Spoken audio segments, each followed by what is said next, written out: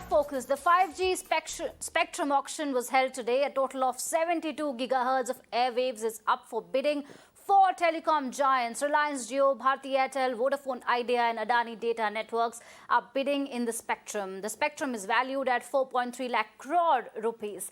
The 5G auctions would ring in a new age offering and business models and enable ultra-high speeds. 5G is about 10 times faster than 4G.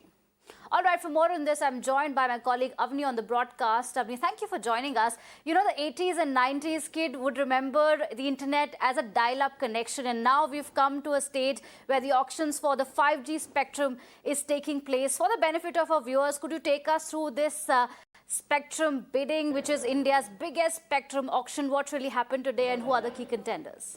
Well, absolutely. In fact, let's first go through the, what really happened today. It's about 5G airwaves worth 4.3 lakh crore that are up for grabs. So it began this morning and in fact should be ending, the auction should be ending anytime now is what we understand. So we'll have to wait for those details to really come in. But among the contenders, there are four contenders here: Reliance Jio, Bharti Airtel, Vodafone Idea and Gautam Adani-led data networks are all in the race. It is, of course, said that Jio could be the most aggressive bidder, but of course we'll have to wait for that. Now, the auction process could really go on for a few days. That depends on the entire process and the strategy that the bidders really use. So what experts suggest, it could be anywhere between 2 to 3 days that this entire process could go on before it finally comes to a conclusion. And there are various frequency bands from low to mid to high frequency bands that are being auctioned off as well.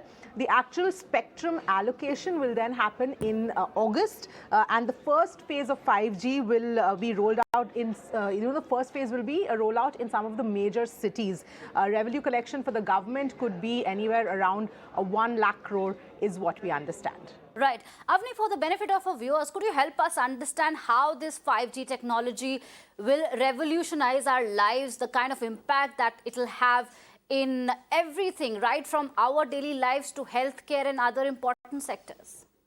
Absolutely. I mean, the possibilities here are literally quite endless. I mean, just to start off, imagine a 5 GB file of a movie that you can download within 30 seconds. That's the speed at which 5G is going to be functioning, and that's the speed at which data can be transferred using 5G. So the impact of this is going to be immense on various sectors. Now, first off, in terms of sports, the entire stadium experience is going to be completely revolutionized. For example, Archana, I just want to give you, paint a picture. Imagine you're in a stadium, you're watching a cricket match, and from where you're sitting, you're able to see just one part of the field, and the other side, you're not able to see that clearly.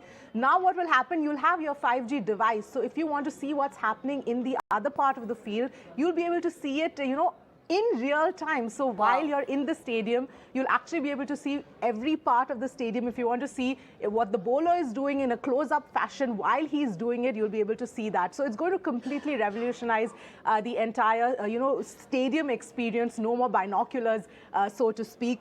The other and more important, really, developments and innovations we're going to see is in the healthcare sector.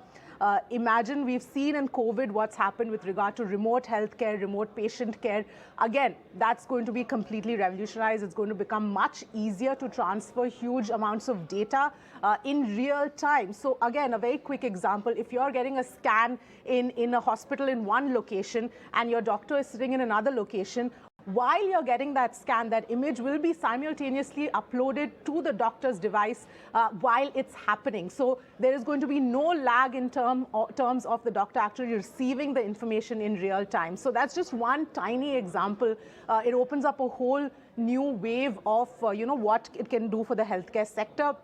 And another sector I want to also mention here is the farming sector, especially in India, because once again, there is going to be a lot of scope for the farming sector with regard to 5G. In fact, you can have censored drones to spray fertilizers or water, for example, based on real-time data about the soil, about the humidity at that point in time. So that is also going to be, another area where we might see a lot of innovation coming in. And of course, the real-time data market itself, any place, any industry, any business where real-time data is important will get a huge boost. So this is going to be Absolutely. a lot that we're going to see. So whether it's augmented reality, virtual reality, and a combination of 5G and artificial intelligence, literally the possibilities are endless, Archana. All right. Thank you so much, Avni, for that explanation, because I have to cover up a lot from 2G dial-up to this world of metaverse. But thank you so much for that lovely explanation. I'm also joined by a special guest on the broadcast, Charu Paliwal, a technology expert, Counterpoint research analyst. Charu Paliwal, thank you so much for making time and speaking to me right now. As my colleague and I were having this conversation, that we've come a long way from dial-up connections to today when the auction of 5G tech is taking place.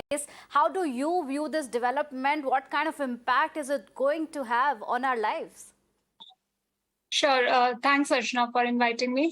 I think today marks a very special day as India has finally started its much delayed and much anticipated 5G spectrum auction. And we expect service rollout before the end of this year. I think 5G services will be first launched at selected areas for selected customers. Now, we expect these areas to be in your industrial zones or your corporate centers, dense urban areas, and smart zones and smart cities, where there is a possibility of successful adoption of 5G services. And we expect 5G services to touch our day-to-day lives and bring socio-economic benefits to the entire society.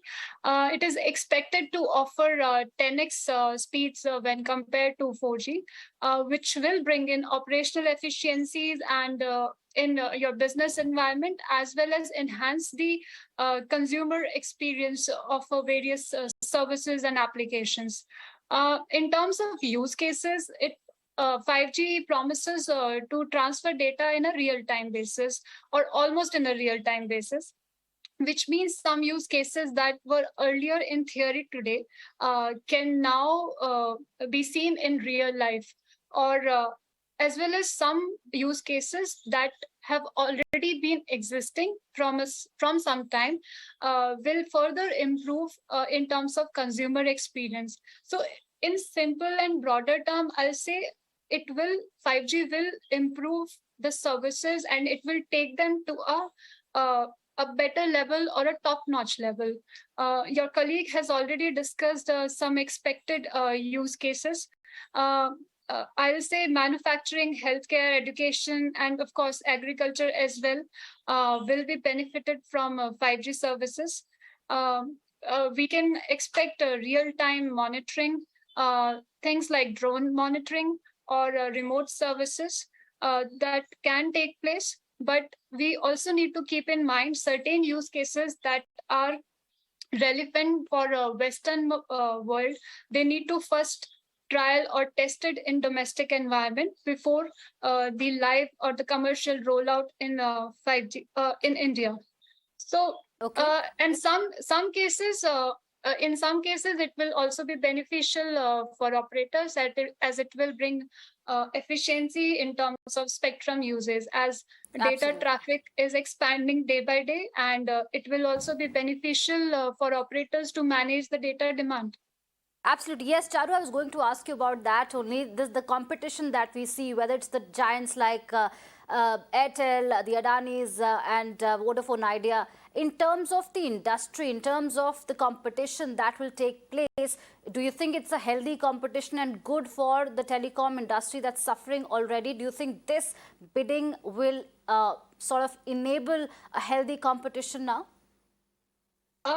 See, as of now, yes, we do expect it to remain a healthy competition, especially when Adani Group has clearly mentioned that they do not plan to enter the consumer services of a telecom market.